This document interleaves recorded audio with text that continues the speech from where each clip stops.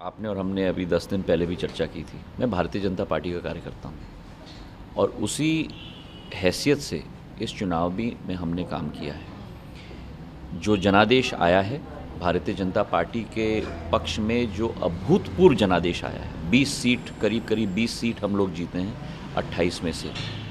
ये स्पष्ट जनादेश के लिए मैं मध्य प्रदेश की जनता के प्रति पूर्ण रूप से नतमस्तक हूँ। मैं भारतीय जनता पार्टी का एक एक कार्यकर्ता जिसने समझा कि ये स्वतः का चुनाव है और उस तरीके से लड़ा है पूर्ण संकल्प के साथ, उनके प्रति मैं आभार व्यक्त करना चाहता हूँ। और जो हमारा संयुक्त नेतृत्व है केंद्र में, नरेंद्र मोदी जी, जेपी नड्डा साहब, अमित शाह जी, जिनकी योजनाओं के तहत जनता का आशीर्वाद आज भारतीय जनता पार्टी के साथ है, और मध्य प्रदेश में शिवराज सिंह जी के नेतृत्व में हमारे बीडी शर्मा जी, हमारे अध्यक्ष, हमारे संगठन मंत्री सुहास भगत जी, और भारतीय जनता पार्टी का एक नेता, चाहे वो कैलाश विजयवर्गीय जी हों, उमा भारती जी हों, सुमित्रा महाजन जी हों, नरोत्तम मिश्रा जी हों, नरेंद्र सिंह तोमर जी हों, प्रहलाद पटेल जी हों, सभी ने एक साथ मिलकर जी जान लगाई है, जिसके आधार पर जनता का आशीर्वाद हमें प्राप्त हुआ है। तो इस जनादेश के लिए हम मध्य प्रदेश की जनता के प्रति आभारी हैं और ये संकल्प लेते हैं कि विकास और प्रगति और जनसेवा ही हम लोगों का संकल्प रहेगा। जो 3.5 साल बाकी हैं, उन 3.5 साल में हम मध्य प्रदेश को आत्मनिर्भर बना के ही चैन की सांस लेंगे। आप संतुष्ट हैं नतीजों से? क्योंकि बड़ी डिबेट चली थी, वो सब इस पर भी आपने और हमने चर्चा की थी और मैंने आपको क्या कहा था कि आप 10 तारीख तक इंतज़ार करिएगा और दूध का दूध और पानी का पानी होगा। गद्दार कौन है, ये मध्य प्रदेश की 8 करोड़ जनता ने स्पष्ट कर दिया है। गद्दार कमलनाथ और दिग्विजय सिंह जी हैं, जिन्होंने भ्रष्टाचार का अड्डा वल्लभ भवन को बना दिया, जिन्होंने विकास और प्रगति के रास्ते से हटकर पूर्ण रूप से स्वतः की रास्ता अपनाया। और ये स्पष्ट जनादेश भाजपा के पक्ष में और कांग्रेस के विरुद्ध स्पष्ट आ चुका है, जिसे शायद अभी भी कांग्रेस स्वीकार नहीं कर रही है, लेकिन स्पोर्ट्समैन स्पिरिट में स्वीकार करनी चाहिए। और अब आगे का रास्ता भारतीय जनता पार्टी सेवा भाव के साथ मध्य प्रदेश में चलेगी। ईवीएम पर सवाल उठ रहे हैं, दिग्विजय सिंह जी ने भी कहा। देखिए, बड़ी एक आदत है कि जब भी प्रश्न आता है चुनाव हारने का, तो ईवीएम पर प्रश्न उठ जाता है। अब जब चुनाव जीता जाता है तब ईवीएम पर प्रश्न नहीं होता।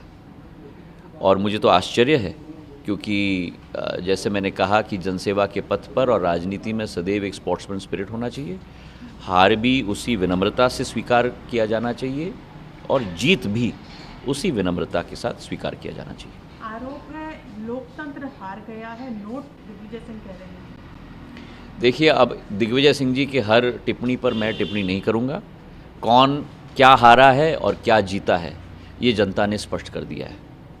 और अगर जनादेश को नकारने की आदत, जो आजकल कांग्रेस की आदत बन चुकी है, जनादेश को नकारने की आदत रहेगी, तो जो कांग्रेस जहां है वहीं रहेगी या उससे ज़्यादा बदतर स्थिति पे भी पहुंच जाएगी।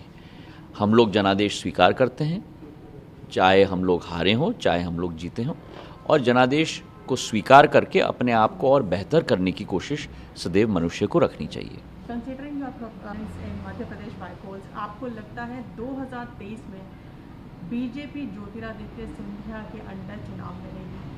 देखिए, मैं भारतीय जनता पार्टी का आम कार्यकर्ता हूँ। मेरी स्वयं की कोई महत्वाकांक्षा नहीं है, ना अभिलाषा है, ना मैं कुर्सी के पीछे, ना नेम प्लेट के पीछे। मेरे 20 साल का जनसेवा का इतिहास ने बताया है कि मैंने कभी भागा हूँ, ना मैं भागूंगा।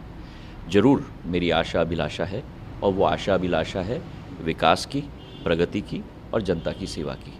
वही मेरे जीवन का मूल मंत्र है, आज भी है, पहले भी था और जीवन के अंतिम सांस तक वही रहेगा। पर माना जा रहा है जल्दी कैबिनेट विषय पर हो सकता है आपको केंद्र में भी एडजस्ट किया जाए। आपको देखिए, मैंने सदैव आपसे कहा है कि मैं एक जनसेवक हूँ और वो जनसेवक ही रहूँगा। मैं मानता हूँ कि राजनीति केवल एक माध्यम है उस जनसेवा का लक्ष्य की पूर्ति करने के लिए, उससे ज़्यादा नहीं।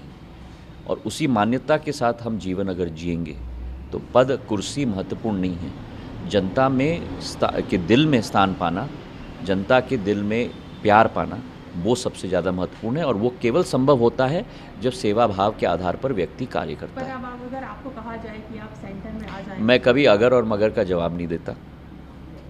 सर बिहार के भी रिजल्ट की बात करें, बहुत क्लोज आ गई है, एनडीए लीड भी कर रही है। मैं आपको विश्वास से कह रहा हूँ, इसलिए मैंने एग्जिट पोल्स के बाद भी कमेंट नहीं किया। एनडीए की सरकार बिहार में थी, एनडीए की सरकार ही बिहार में बनेगी। प्रधानमंत्री नरेंद्र मोदी जी के नेतृत्व में, जेपी नड्डा जी के नेतृत्व में और स्थानीय नीतीश कुमार जी के नेतृत्व में एनडीए की सरकार बिहार में ही बनेगी।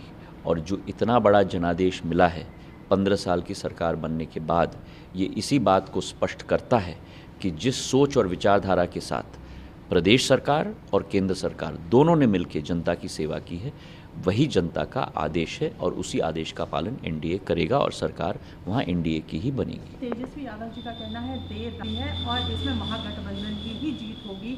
हम अब वो समय बताएगा, पर मुझे विश्वास है कि एनडीए की सरकार बनेगी।